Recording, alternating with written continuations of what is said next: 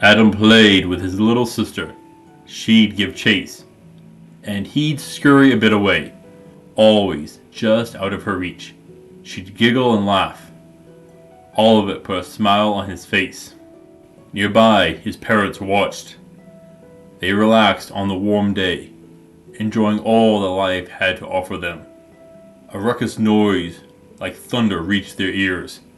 Everyone stopped and looked at the sound as a massive serpent-like head rose in the distance.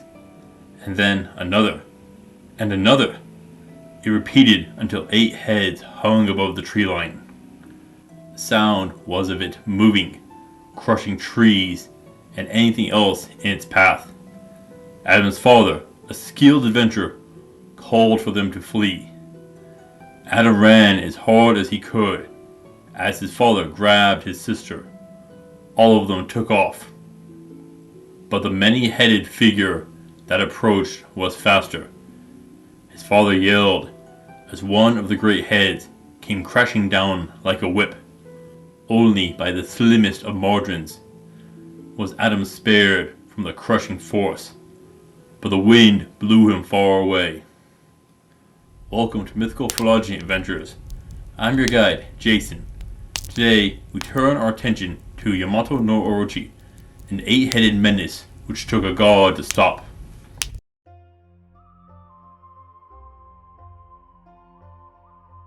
Now, to fully get to the root of this story, we need to touch on the Shinto origin myth.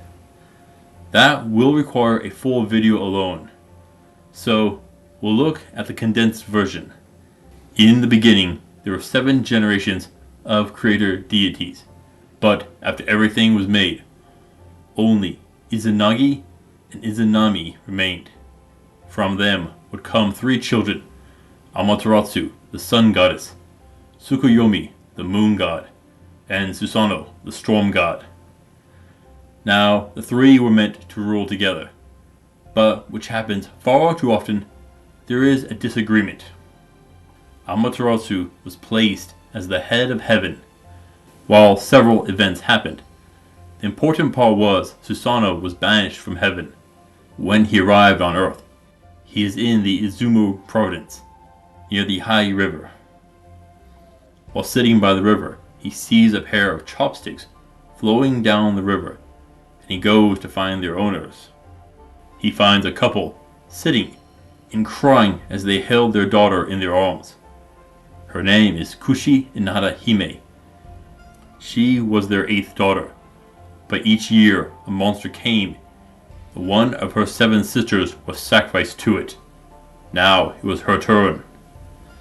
Susanoo offers to protect her if she will marry him, an offer which her parents gladly take. He calls upon aid from the parents and the village. They were to prepare 8-time distilled sake and build a fence around them with 8 gates. Beyond each gate was to be a platform which would hold a vat of the sake. The gates were to be the only way to get the sake without smashing through and risk destroying it. With everything prepared, the villagers fled, leaving only 2 people behind. Susanoo turned the young woman into a comb, which he placed in his hair. Then he awaited his foe to arrive by hiding in a cart. This was Yamato-No-Orochi. It is said to be a dragon with 1 body, but 8 heads and 8 tails. Its 8 heads are said to represent a primal force: fire, water, earth, wind, lightning, poison, light, and darkness. Its body is covered in growing cypress plants and moss. It has eyes like winter cherries. Poison spewed from its mouth. It was so long that it stretched out over 8 valleys and 8 hills. It saw an empty village, but smelled the strong sake.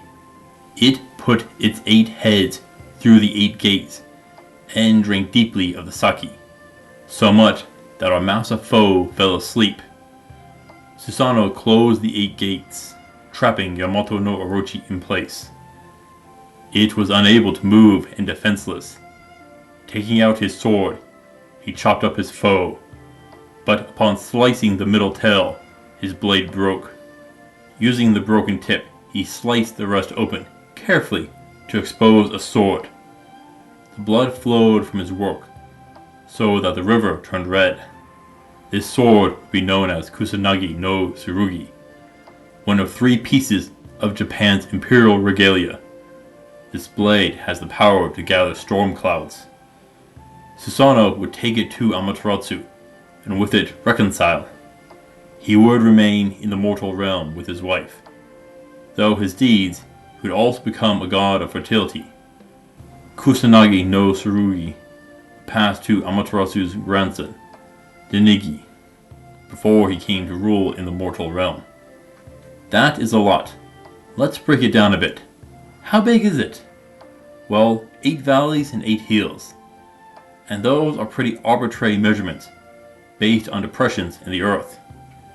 Generally, a valley needs to be at least 1 to 10 kilometers, or 0.62 to 6.2 miles. And a hill is a bit of raised earth, usually topping out at about 1,000 feet, 305 meters. So the width varies wildly. Just using the 8 valley mark, we have about 8 kilometers or 4.96 miles in length on the short end. But that doesn't give us a height. And that does create an issue. How large were those vats of sake to get it drunk? If it drank 8 of them to make a several mile long monster fall asleep, how much was it? Well, you can figure some of it out using the anatomy. But it is said to be either a dragon or a snake. Well, the Japanese word for snake is hebai, but the word orochi can be translated as serpent. Now, I could easily have these translations wrong, but it would seem that it is more serpent-like than being an actual snake. Again, this brings up the issue of defining what a dragon is. Generally, I use a reptilian form with magic. So, does it have any magic? Poison breath? Yes, but remember what I said about each head representing a different primal element. Yes, it is through the head that we can attest some form of magic. So yes, dragon does seem like the correct answer here. Now, the exact organs of dragons is still a mystery. So sadly, I will need to look at snake anatomy to determine a bit. We have 8 heads linked to one body, and 8 tails. This sounds like some variant of conjoined twins, or octuplets here. And that means there is a high chance of there being only one stomach and intestines. Now, when it comes to conjoined twins, they need to be careful with how much they eat. You got 2 mouths bringing in food, and we got 8 here. All of them were provided with their own supply of sake. It is way too easy for it to overdrink. Doubly so if it hadn't eaten before. Sadly, I cannot find a way to pinpoint how large those vats of sake would need to be. At the bare minimum, at least a swimming pool. Most snakes usually only drink a little water. So if Yamato-No-Orochi does follow snakes on its diet, still, we need the vats to approach that large swimming pool size at least. Still, that is questionable. Now, there's a good chance that each head will have its own brain, which can result in moving being very difficult. It runs the risk of the heads competing. Now, normally, conjoined twins have a low survival rate due to mobility issues in the wild, but it seems that isn't a problem here. Possibly from the dragon power. It slithers, and that is a problem. It is going to weigh tons. To drag its body along the ground will create a massive amount of shearing force, which would rip the skin away. It will need to be extensively built up to protect it. Ideally, it would walk or crawl using its body, but that would require a lot more coordinated movements. And if we are dealing with a conjoined twin situation, that won't work. You would be surprised how many multi-headed dragons exist in mythology. But what is more common is how often you see storm gods involved in battle against giant serpents, dragons, or sea serpents.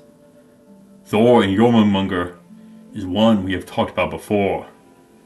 Yet you also get the oh so ever common damsel in distress.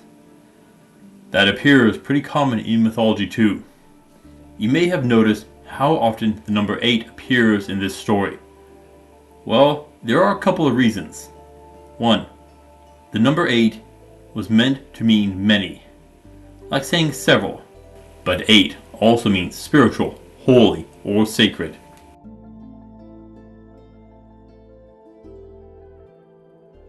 A family sacrificed one child a year to stay destruction of their village. Was this the right decision? Or could they have stopped this foe on their own? This thing is big. That will limit your weapons of choice. You won't want small weapons. Get something big. Now, Susanoo uses a sword, but it was a divine weapon. So best if you can get hold of something like that. An excessively large weapon would be best, but probably too heavy if you don't have the muscle to swing it. I wouldn't waste time with bows and arrows.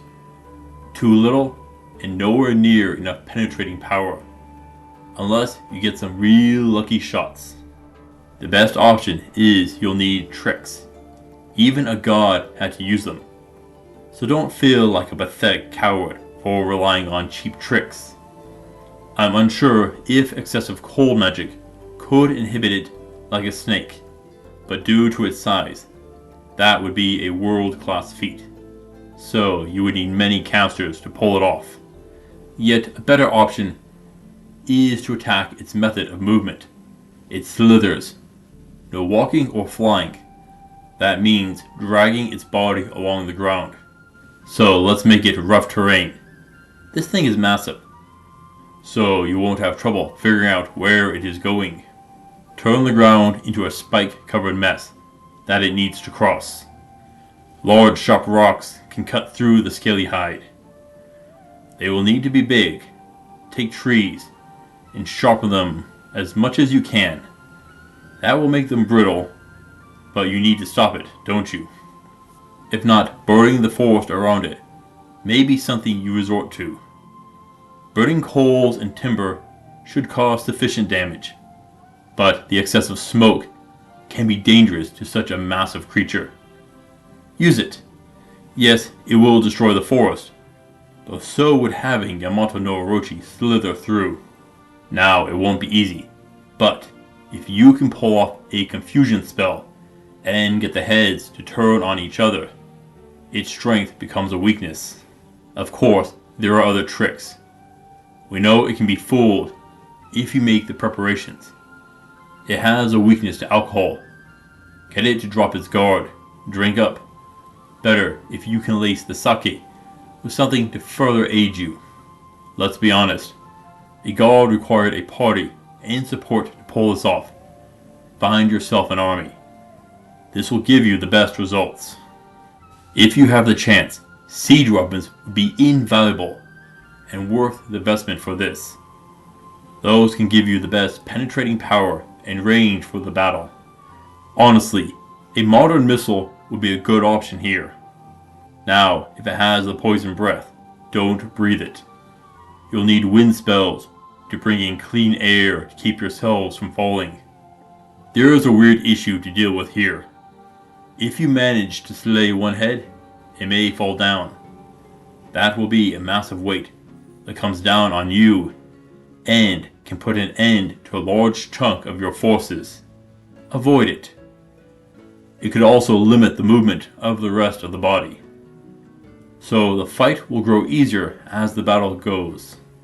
This will not be an easy fight. You should exploit any opening that you can find. That is the only way you could have a chance here. Find openings, allies, and powerful weapons. Without them, you will fall. That is why I'm giving Yamato-No-Orochi a 10 of 10 for difficulty. Best of luck. But in this case, Running away might be for the best.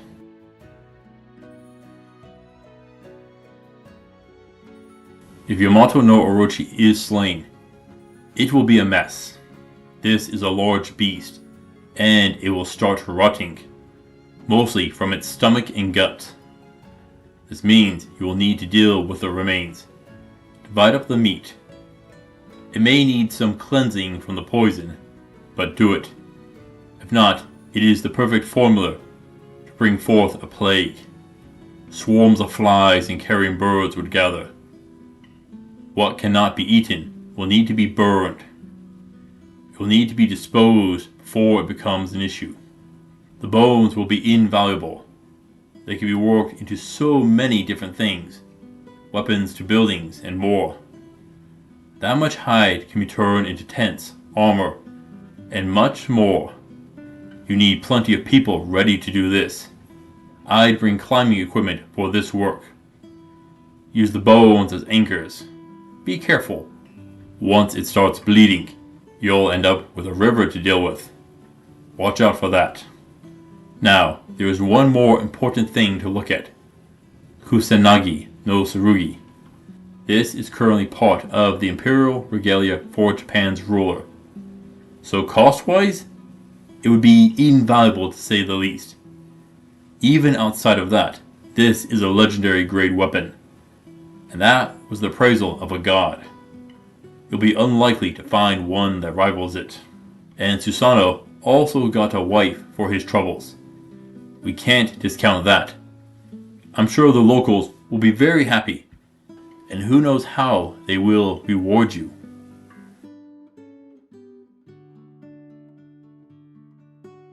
Adam stumbled forward. His mind was a haze. All around him was destruction. The ruins of his home. Even the town was gone. Everything. Nothing stood tall. It was silent. No birds or animals. He couldn't even hear the wind. No, there was a sound. The horrible rumble in the distance. How did this happen? He kept asking himself that, but there was no answer. He was numb. Shock held firmly. He was alone, the sole survivor. Yamato-No-Orochi is a terrible foe. I cannot fault the village with making such a horrible sacrifice to prevent their destruction. Truly, this was a bad situation to land in. Thank you for watching, adventurers. Please return next time, where I want to look at how common the mega monsters would be in a fantasy setting. Until then, I'll see you on the roads.